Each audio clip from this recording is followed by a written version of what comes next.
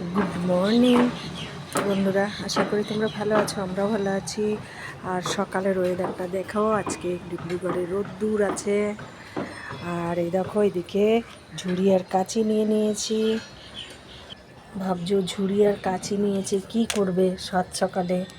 আজকে যেটা করব, দেখো গাছে নোটে শাকের দানা ছড়িয়েছিলাম, আর শাকগুলো হয়েছে দেখো, একদম এত সুন্দর হয়েছে।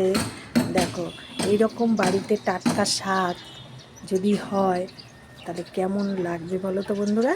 দারুণ না? চলো কাটবো আজকে এই শাকগুলোকে। একদম কচি কচি ডাঁটা, দেখো কি সুন্দর না? দেখো, আবার হবে, এই কাটবো আবার হবে। আর এই শাক কিচ্ছু না, একটু সিদ্ধ করে খেলেও মানে ভিটামিন তো আছেই, তারপরে খেতে কিন্তু ভীষণ ভালো লাগবে দেখবে। দেখো বন্ধুরা, দেখেছো কত শাক হয়ে গেছে। যেমন খুশিভাবে রান্না করলেই এক থালা ভাত কিন্তু খাওয়া হয়ে যাবে। আরও একটা শাক দেখাবো চলো। আর ওই শাকটা আছে উপরে, একটা বড় বালতির ভিতর লাগিয়েছি, তাই উপরে নিয়ে যাচ্ছি চলো। এই দেখো, টবের ভিতরে উচ্ছে গাছ লাগিয়েছি, উচ্ছে গাছে ফুল এসছে, দেখতেই পাচ্ছি। দেখো, এই দেখো, তোমাদের বললাম না আর একটা কী শাক, এই যে কুমড়ো শাক। দেখো, একটা বড় বালতির ভিতরে বসিয়ে দিয়েছিলাম দানাগুলো, দিব্যি হয়ে গেছে। আর এই ডিব্রুগড়ে না আমার মনে হয় কোনো অভিশাপ আছে, কুমড়ো গাছটা এত সুন্দর হবে কিন্তু একটাও কুমড়ো ধরবে না। তার থেকে এরকম কচি অবস্থায় শাক খেয়ে নেওয়া ভালো না বন্ধুরা, বলো? আর এর থেকে যদি বড় হয়ে যায় না, আর তখন কিন্তু আর ডাঁটাগুলো একদম শক্ত হয়ে যায়, খেতে ভালো লাগে না, তাই না? তার থেকে এই কচি অবস্থায় খেয়ে নেব, দরকার নেই, কুমড়ো তো হবেই না।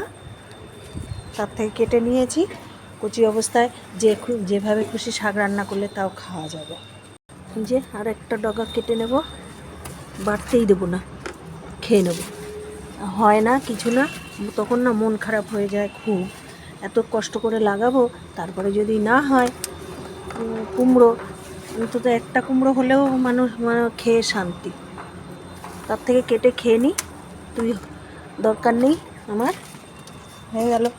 বাজারে গেলে এই 3টে ডগার দামই 20 টাকা নিয়ে নেবে, কত রকম কথা বলবে। তার থেকে ঘরে শাক, কথাই আলাদা। চলো শাক দিয়ে নিচে চলে যাই, কাটা এবার কেটে নেব।